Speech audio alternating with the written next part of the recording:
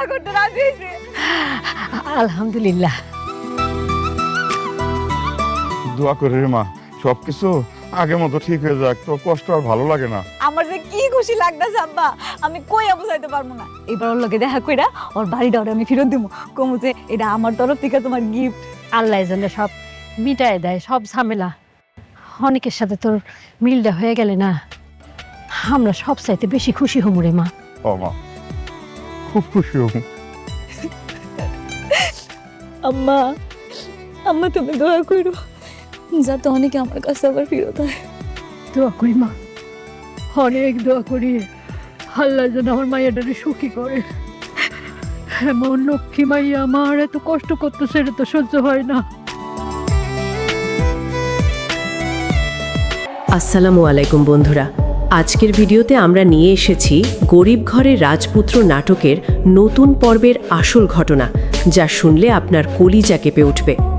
রাস্তার পাশে দাঁড়িয়ে রাতুল আর তার পরিবার যেন এক মুহূর্তেই বুঝে গেল ভাগ্য কত ভয়ঙ্করভাবে মানুষকে নিচে নামিয়ে দিতে পারে। যাদের একসময় বিলাসবহুল বাড়ি, গাড়ি আর টাকার অহংকার ছিল, আজ তারা ক্ষুধার জ্বালায় মানুষের দেওয়া খাবারের লাইনে দাঁড়িয়ে আছে। রাতুলের মা কাঁপা গলায় বলল, সারাদিন কিছু খাই নাই বাবা, আর পারতাসি না। কিন্তু তবুও রাতুলের অহংকার কমে না। সে ভাবতেও পারছিল না একদিন তাকে এভাবে মানুষের সামনে হাত পাততে হবে। ঠিক তখনই তারা দেখতে পেল একদল মানুষ গরিবদের মাঝে বিরিয়ানি বিতরণ করছে। ক্ষুধার জ্বালায় তারা এগিয়ে গেলেও মুখ লুকিয়ে রাখার চেষ্টা করছিল, কারণ মান সম্মানের ভয় এখনও তাদের বুকের ভিতর জ্বলছিল। কিন্তু ভাগ্যের নির্মম পরিহাস, খাবার দিতে আসা মানুষটি আর কেউ নয়, অনিক চৌধুরী, যাকে একসময় রাতুল আর তার পরিবার অপমান করে ঘর থেকে বের করে দিয়েছিল। অনিক তাদের দিকে তাকিয়ে ঠান্ডা গলায় বলল, প্রকৃতির বিচার দেখছস রাতুল? যেই রাস্তায় তোকে কুড়িয়ে পাইছিলাম, আজ আবার সেই রাস্তায় ফিরে আসছস? কথাগুলো শুনে রাতুলের মাথা নিচু হয়ে গেল। তার মা কাঁদতে কাঁদতে অনিকের কাছে আশ্রয় চাইল, কিন্তু অনিক এবার কঠিন হয়ে গেছে। সে বলল, বেঈমান রে ক্ষমা করা যায়, কিন্তু বুকে জায়গা দেওয়া যায় না। এই অপমানের আগুন রাতুলের বুকের ভিতর জ্বলতে থাকলো। অন্যদিকে মেঘলা এখনও অনিককে ভালোবাসে। সে চায় অনিক আবার তার জীবনে ফিরে আসুক। তাই নিজের সমস্ত ক্ষমতা ব্যবহার করে সে অনিকের ব্যবসা দাঁড় করানোর চেষ্টা করতে লাগলো।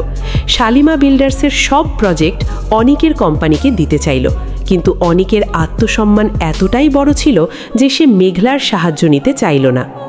এরপর শুরু হয় নতুন নাটক। মেঘলা এক রেস্টুরেন্টে অনিকের সাথে দেখা করার আয়োজন করে। পুরো রেস্টুরেন্ট সাজানো হয় ফুল আর রোম্যান্টিক মিউজিকে, কিন্তু মেঘলার সাধারণ পোশাক দেখে রেস্টুরেন্টের ম্যানেজার তাকে অপমান করতে শুরু করে।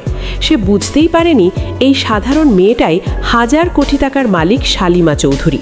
পরে সত্য জানার পর ম্যানেজার লজ্জায় ক্ষমা চাইলেও মেঘলা শুধু একটা কথাই বলল, পোশাক দেখা মানুষ চিনবেন না। অবশেষে অনিক সেখানে আসে, কিন্তু মেঘলার সমস্ত ভালোবাসা আর কান্নার পরও অনিকের রাগ কমে না। সে মনে করে মেঘলা টাকার জোরে সব কিছু কিনতে চায়, তাই মেঘলার দেওয়া উপহারও ফিরিয়ে দেয়। মেঘলা কান্না ভেজা চোখে শুধু তাকিয়ে থাকে, কারণ সে জানে সে আজও আগের সেই বস্তির মেঘলাই আছে, শুধু ভাগ্য বদলেছে, মন বদলায়নি। এদিকে নতুন এক ভয়ঙ্কর রহস্য সামনে আসে।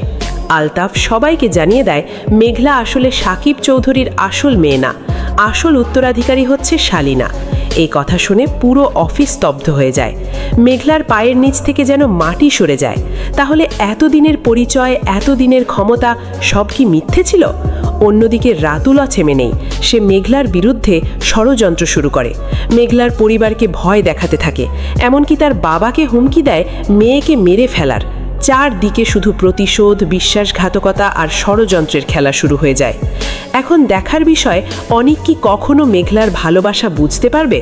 মেঘলার আসল পরিচয় সামনে আসার পর তার জীবন কোন দিকে মোড় নেবে? আর রাতুলের ভয়ঙ্কর ষড়যন্ত্রে থেকে তারা কিভাবে বাঁচবে?